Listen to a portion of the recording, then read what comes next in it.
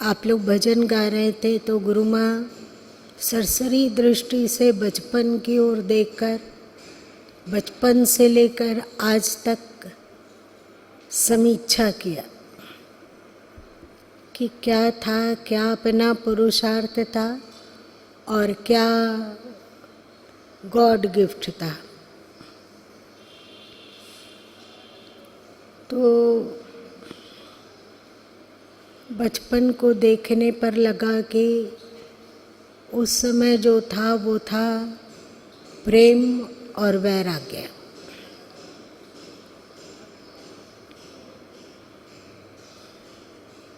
किन पलों में ईश्वर से प्रेम हुआ वो तो हमें नहीं पता, पर जब ये स्मृति है कि दूसरे क्लास में किसी ने कहा कि दांत के टूट जाने पर भगवान मिलते हैं, तो माँ से जिद करना कि दांत तोड़ दो, कहीं ना कहीं तो लगाव रहा होगा।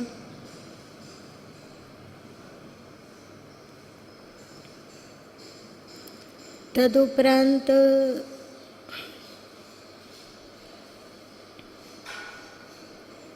उन बचपने में जब जाना गया कि रामचरितमानस 5वां क्लास में आज कोई पढ़ने की सोच भी नहीं सकता है। सोच सकता है क्या? 5वां क्लास मतलब अद्वैय।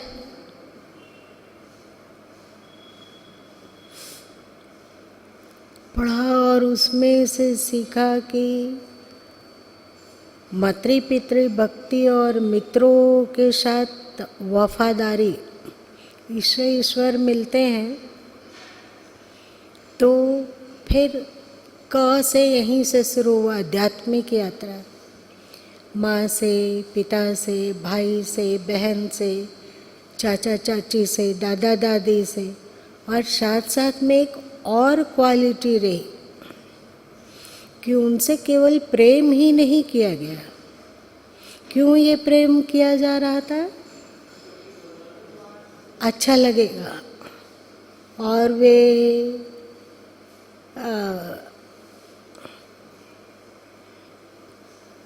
मेरे पास आएंगे, मेरी बात सुनेंगे, उनके साथ रह सकेंगे, उनका अनुभव सतत बना रहेगा। इसलिए केवल प्रेम ही नहीं, सेवा ही नहीं, साथ साथ में उपदेश भी। सोच सकते हो छोटा बच्चा जब बड़ी बड़ी डिंगे हाके तो बड़े लोगों को कैसा लगता होगा? लगता होगा या नहीं लगता होगा?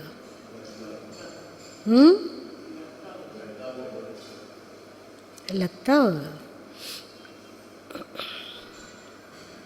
पर एक बात देखा गया कि जिन्हें उपदेश किया गया उन पर प्रभाव पड़ा। माँ में आध्यात्मिकता आई। माँ को तुम्हारे जीवन में क्या क्या हो रहा है जो कि नहीं होना चाहिए, बाबूजी को क्या सही है क्या गलत है, थोड़ा सा स्वयं का उपदेश, थोड़ा सा ईश्वर से प्रार्थना। बब्बा हो, क्या गलत है क्या सही है, कौन बता जाता था कान में? जो लेक्चर देते फिरते थे।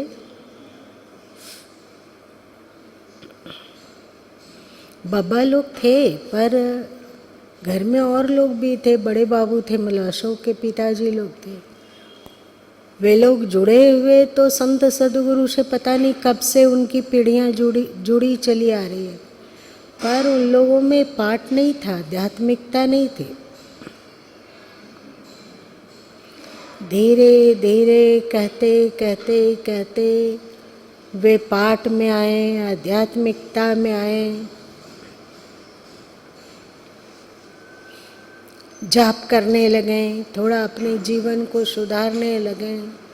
जब हमें तो एक वैराग्य की घूटी, चाहे वो घूटी बड़ी हो या छोटी हो, उन लोग को मेरी बातें सुन सुनकर अच्छा लगता था कि ये देखो क्या है, क्या बोलते थे बोलो, ये देखो वृद्धा पुरखनिया। क्या होता है पुरखनिया मतलब क्या? हाँ, ये देखो वृद्धा पुरखनिया। आप क्या बोलेंगी? सबको सुनो ध्यान से। पर उन पर असर हुआ।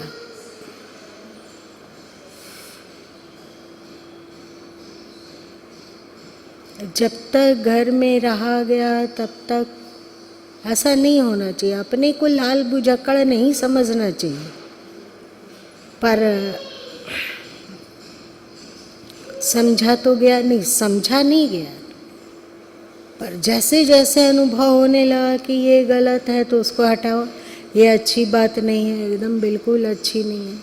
जैसे जब बच्चे थे तो घर में दीपावली के 1.5 महीना पहले से ही सब बच्चे पिल जाते थे जुआ में, क्योंकि बड़े लोग खेलते थे दीपावली में। 3 पैसा 2 पैसा लगाते थे। तुम लोग भी खेले हो ना प्रकाश?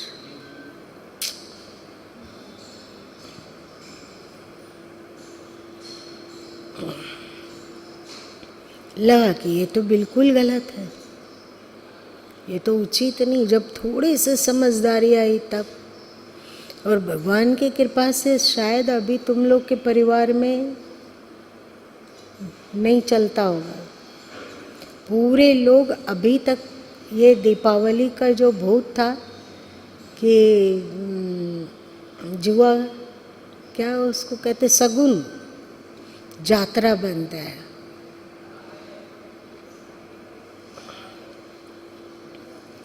उसके बाद 7वां क्लास से नवरात्रि गुरु माँ शुरू किए। तो क्योंकि उस समय था कि कोई भी बेटी को दीक्षा नहीं मिल सकता है, क्योंकि बेटी कहाँ जाएगी, उसके कुल परंपरा में क्या चलता होगा कौन जानता है। तो गुरु माँ को लगा कि अच्छा कोई बात नहीं है, नहीं देंगे दीक्षा, चलेगा। उतनी कोई उत्सुकता भी नहीं थी दीक्षा की। रामचरितमानस का 9वां पारायण पाठ 9 दिन में पूरा रामचरितमानस को शेष करना है, इसे आरंभ किया गया कठोर साधन से। और 7वां क्लास में नचिकेता वगैरह की कहानी पढ़ चुके होंगे, तभी तो हो रही है पढ़ाई अंग्रेजी की। और गुरु माँ थोड़े खोए खोए से हैं, तो टीचर के पूछने से कि क्या हो रहा है, क्या सोच रही हो, चलो खड़े हो, खड़े तो हो जाएगा। लेकिन बताया गया उन्हें नचिकेता की बात, कि नचिकेता जी कहते हैं कि हमें पृथ्वी की दौलत नहीं चाहिए, हमें बस आत्मा का रहस्य बता दीजिए। यही वहाँ बोले, और पूरा क्लास हा करके ठहाकों से गूंज गया। थोड़ी डांट मिली, और जब दिमाग क्लास में आ गया और पता चला कि अरे ये तो क्लास है, यहाँ पढ़ाई हो रही है, तो आसपास देखने लग गए कि किस चीज़ की पढ़ाई हो रही है। हिंदी है कि संस्कृत है कि विज्ञान है कि मैथ है कि क्या है। तो लोगों का किताब खुला हुआ देखकर पता चला कि ओ हिंदी की पढ़ाई हो रही है। बहुत संकोच हुआ, पर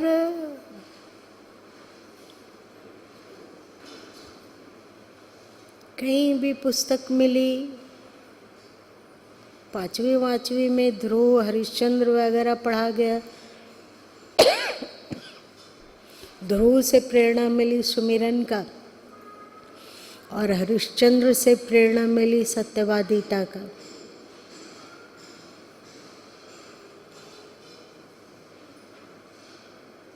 सुमिरन भक्ति कैसी हो सकती है, कैसे तप किया जाता है, ये सब ध्रुव से सीखा गया।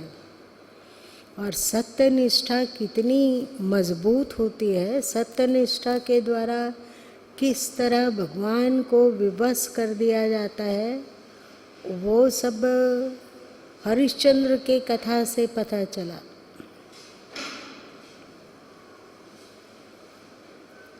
सातवें क्लास में जो याद आ रही है थोड़ी बहुत, तो वहाँ जो बच्ची बगल में बैठती हो, मतलब छात्रा लोग जो बगल में बैठती हो, जो सामने बैठती हो, कोई अगल इधर बैठ रही हो, और उन लोग बेमतलब का हंसी मजाक और विचित्र विचित्र की बातें कर रही हो, तो गुरु माँ वहाँ उन लोग को भी कहते थे कि ये गलत है। क्यों कहते थे? हाँ, जे मित्र दुख ना होए दुखारी, तिनई बिलोकत पातक बारी।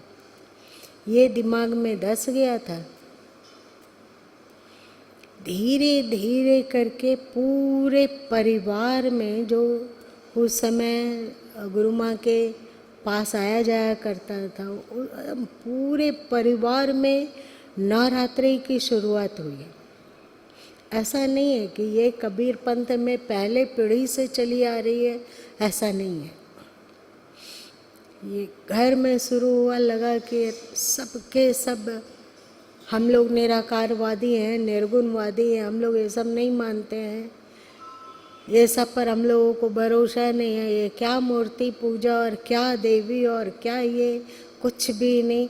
तो सबको क्या करते थे, खाते थे पीते थे, और ज़्यादा से ज़्यादा अगर समय मिल गया और एक जगह बहन लोग बैठी तो पता चलता था कि एक दूसरे की क्रिटिसाइज कर रहे हैं।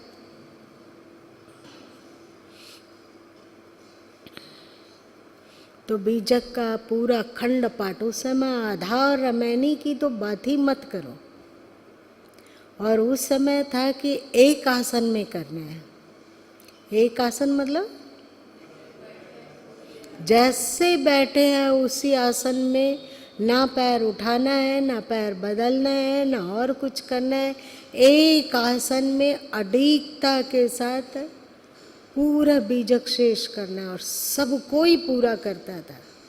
तो क्योंकि नई नई बात थी, तो किसी को 3 घंटा लग रहा है, किसी को 4 घंटा लग रहा है, किसी को 4.5-5 घंटा लग रहा है, लेकिन सब में उत्सुकता। 2 बजे रात से पूरा घर में ढनक ढुनक ढनक ढुनक सुनाई पड़ने लग जाता था। ढनक ढुनक मतलब पूरा घर जग जाता था, क्योंकि सबको पाठ करना और काम में जाने से पहले ही पाठ शेष करना है। किसी का 4, 4.5, 5 घंटा लग रहा है, 2 बजे तो उठना होगा ना।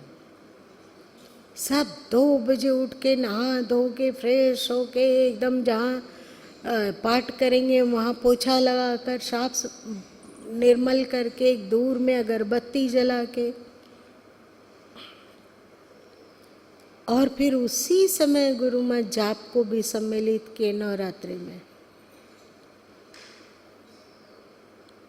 जो आज तक आप लोग चला रहे हैं।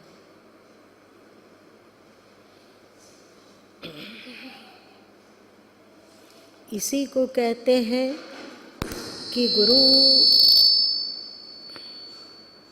गुरु अपने शिष्यों से कहते हैं कि बेटो, मेरे विचारों के दिए को संभाल के रखना, इसे बुझने मत देना। इसका मतलब क्या हुआ?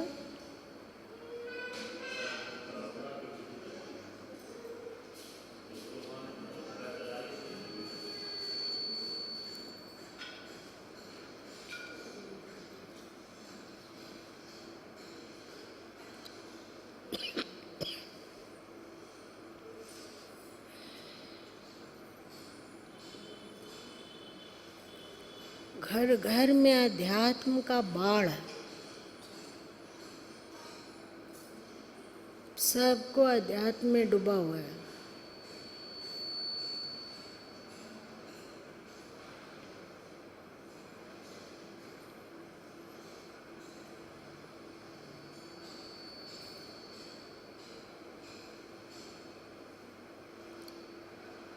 स्कूल वगैरह में जब लीजर घंटी होती थी अथवा डिबेट होता था,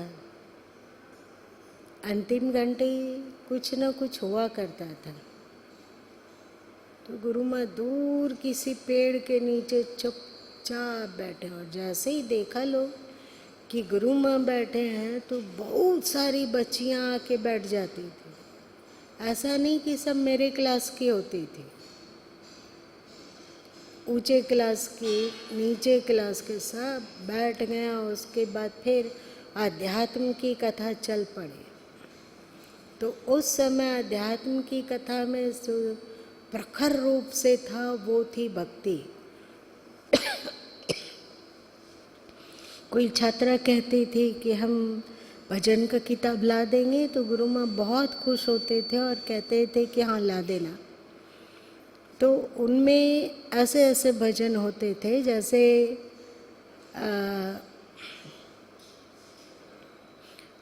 अगले को उपदेश दिया जा रहा हो, वैराग्य से संबंधित, जैसे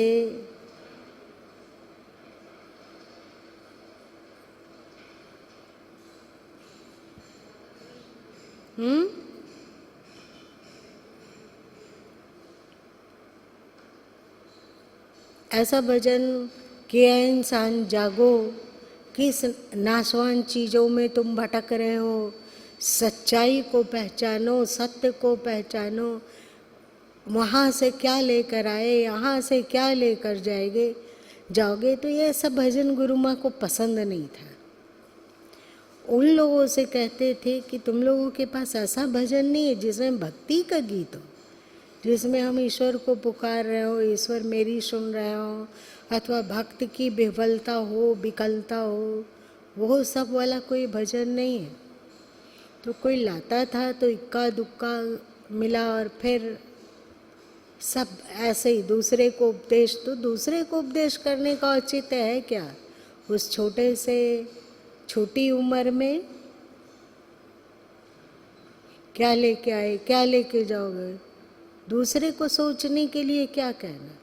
पहले तो ईश्वर के प्रेम में डूबा जाए, इतना डूबा जाए, इतना डूबा जाए, इतना डूबा जाए कि भौतिक जगत का भान ही खो जाए। तो भक्ति प्रेरक भजन चाहते थे पर मिलता नहीं था। लेकिन जो हो,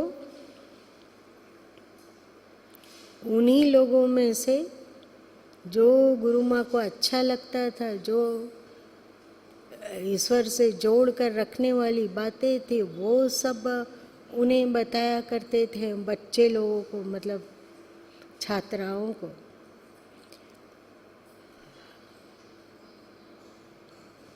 ये सिलसिला लगभग मैट्रिक तक चलता रहा, और 9वीं क्लास में एक आश्चर्यजनक टर्न आया जीवन में,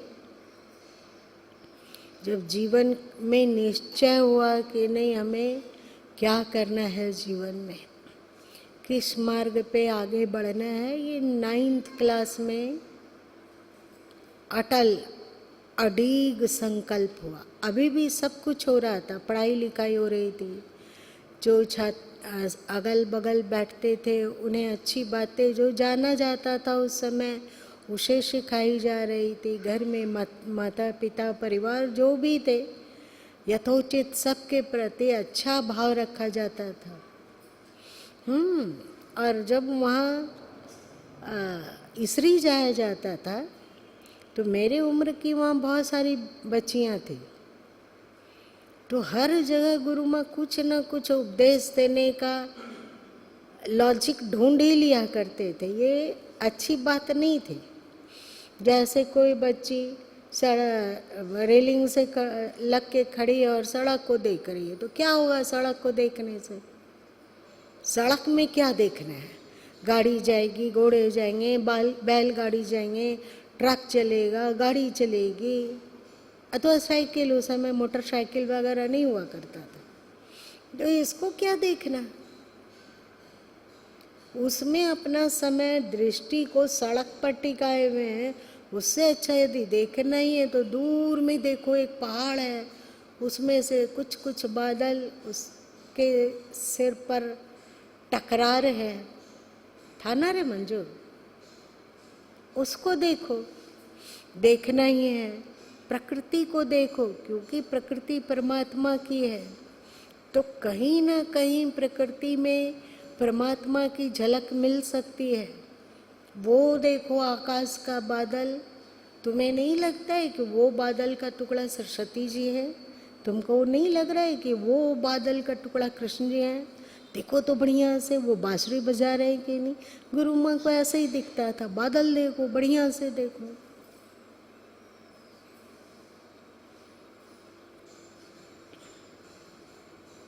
विचित्र विचित्र बात, ये नहीं करो, वो ऐसे चलने से अच्छा होगा, हम लोग को ऐसे करना चाहिए, वैसे करना चाहिए, ऐसे नहीं करना चाहिए, ये सब बात है। और जब स्नान घर में जाया जाता हो तो वैसे स्नान में नित्य क्रिया से निवृत्त होने में ज़्यादा से ज़्यादा कितना लगेगा? 20 से 25 मिनट।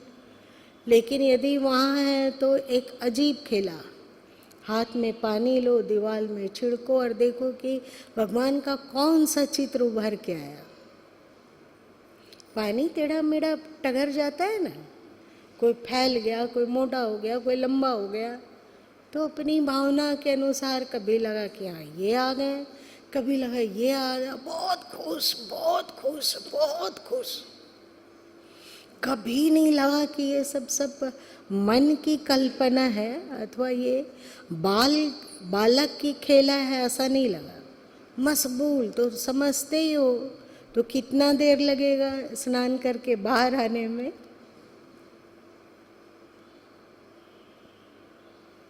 दीवार बड़ा है तो इधर भी पानी छीटो, उधर भी पानी छीटो और बढ़िया से देखो कि क्या है, कौन भगवान जी आ गए।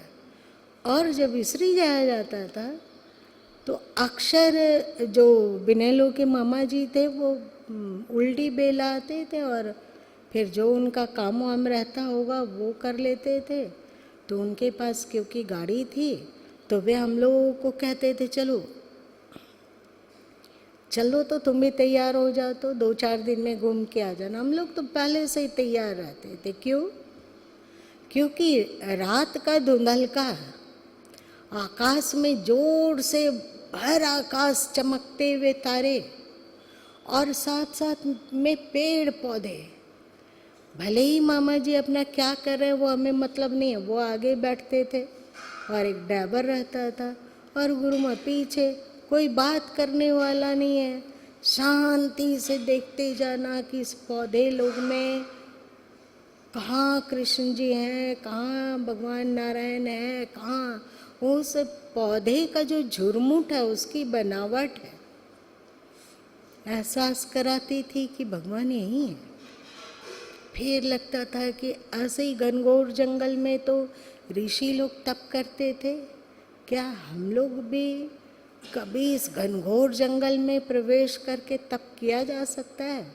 तो अभी दूर से देख रहे हैं कि वो कृष्ण जी है, वो राम जी है, वो विष्णु जी है, वो अमुक है, ऐसा दिख रहा है। लेकिन जब हम वहीं रह के तप करेंगे तब तो उन ऋषि मुनि लोग के साथ भी रहेंगे और भगवान के साथ भी रहेंगे। ये सब नहीं लगता था कि ये सब मेरी कल्पना है।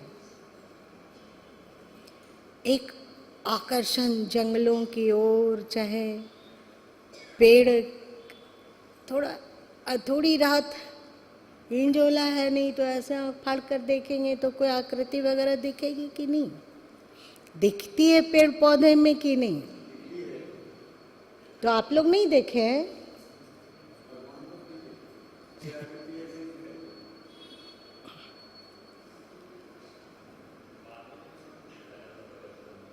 देखे हैं ना?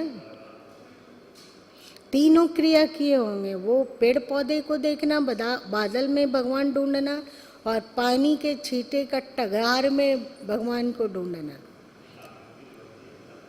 हाँ, जैसी कल्पना, जैसी दृष्टि वैसी सृष्टि, जो आप देखना चाहते हैं उसी का झलक मिल जाए।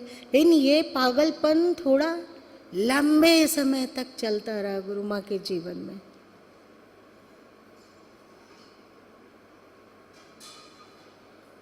छत पे टहल रहे हैं तो किस किस रूप में ईश्वर है, कहाँ कहाँ ईश्वर है। तो गीता का 10वां अध्याय उस समय तक पढ़ चुके थे। 8वीं 9वीं 10वीं तक पहुँचते पहुँचते तो ईटा में ईश्वर दिख रहे हैं, पत्थर में, गंदगी में, थूक ककार में, बारिश में, धूप में, दीवाल में, कपड़े लत्ते में, सब में ईश्वर, और केवल प्रेम और प्रेम और प्रेम। ईटा है तो ईटा को पकड़ के हृदय से लगाए हुए हैं, ऐसा लग रहा है कि एकदम विभोर हो जाया गया, जैसे साक्षात ईश्वर है। कुछ भी कपड़े हैं,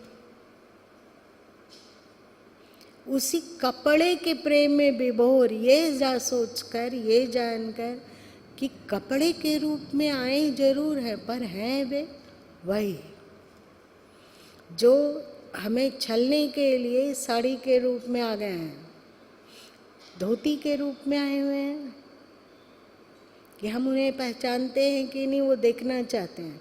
तो उनको चैलेंज किया जाता था कि आप हमसे छुप नहीं सकेंगे, अब जहाँ छुपना है छुप जाइए, जहाँ जाना है जाइए, जिस भी रूप में आएंगे आपकी कृपा रही तो जरूर आपको पहचान लेंगे। कुछ में न घृणा थी और न और कुछ, राग भी नहीं न द्वेष भी था, तो केवल प्रेम। केवल जीव जंतु से नहीं, मतलब जिंदा आदमी से नहीं, जो भी है, पहाड़, पत्थर, ईटा, फूल, कपड़े, लत्ते, सब में ईश्वर, ईश्वर ही ईश्वर। दूसरा कौन है? सब रूपों में तो वो ही है। इसलिए जब गुरु माँ की निंदा का समय था तो लगता था कि ये भी तो ईश्वर ही है, ईश्वर ही ये रूप धारण करके विचित्र विचित्र कारनामा कर रहा है कि हम उनको पहचान पाते हैं कि नहीं। करने वाले वही हैं और जो आलोचक है उस रूप में भी वही है, दूसरा कौन है? तो ऐसा दृष्टि हो जाने पर राग, द्वेष, चिढ़ इत्यादि होगा क्या? बहुत। और कभी कभी अकेले में जब एकांत मिले तो बढ़िया से रोना। किस लिए रोना बताओ? बताइए क्यों रोना?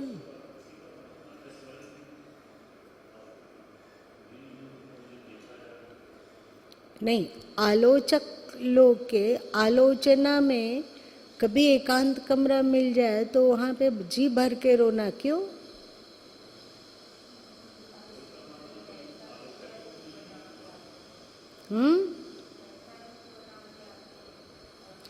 नहीं, ये गुरु माँ में भावना रहती थी कि जरूर भगवान हमसे बहुत प्रेम करते हैं, बहुत बहुत बहुत ज़्यादा। वे चाहते हैं कि हमारे जीवन का अथवा हमारे पूर्वाकृत संस्कारों का जो बाधा है हमारे और ईश्वर के बीच, वो कितना प्रेम में पागल होंगे जो कि उन बाधाओं को इतने आलोचक पैदा करके आलोचना करवा रहे हैं, जिससे बाधक कर्म कट जाए, बाधक प्रारब्ध हट जाए और जीवन निर्मल हो सके और फिर भगवान सदा के लिए अपने आप में डुबा सके। मतलब फिर ये जो आँख मिचौली का खेला है कि कभी प्रकट कभी अप्रकट, ये नहीं रहेगा। आँख मिचौली नहीं, हमेशा सानिध्य है, हमेशा एकत्व, इसलिए रोया जाता है। ईश्वर का अपने प्रति प्रेम देखकर रोया जाता था। धन्य है प्रभु, आज तक तो सुनते थे कि आप भक्त वत्सल हैं, पर अब जानने में आता है कि आप भक्त वत्सल है कि नहीं पता नहीं, पर दीवाने बहुत हैं। और ये भी समझ में आता है कि आदमी लोग ही केवल आपसे प्रेम नहीं करता, आप भी उनसे उसी तरह दीवानगी और पागलपन का प्रेम करते हैं। इसलिए रोया जाता था कि कितने वे दयालु है, कितना उनका प्रेमिल स्वभाव है, कैसा उनका अंतस है, धन्य है प्रभु।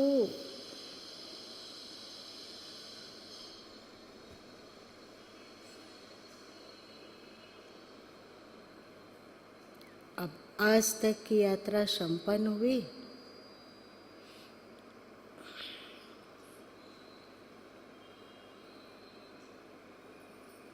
भक्ति में, वैराग्य में, ज्ञान में, त्याग में, समझ में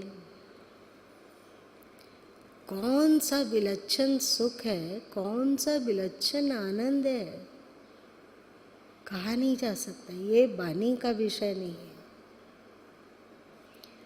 जैसे जैसे भीतर वैराग्य होते जाता है, वैसे वैसे भीतर अनुराग बढ़ता जाता है।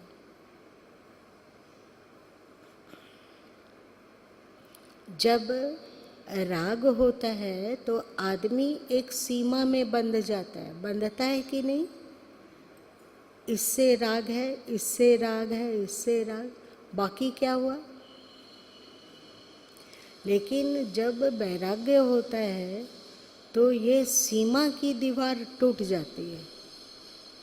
ये मेरे हैं, ये तेरे हैं अथवा किसी और के नहीं, सब कुछ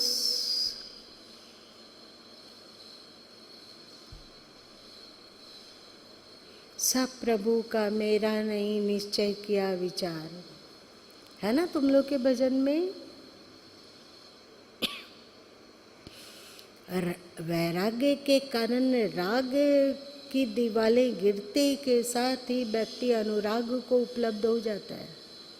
अनुराग मतलब सबसे प्रेम, सबका हित चिंतन, सर्वे भवन्तु सुखिना की ओर प्रस्थान,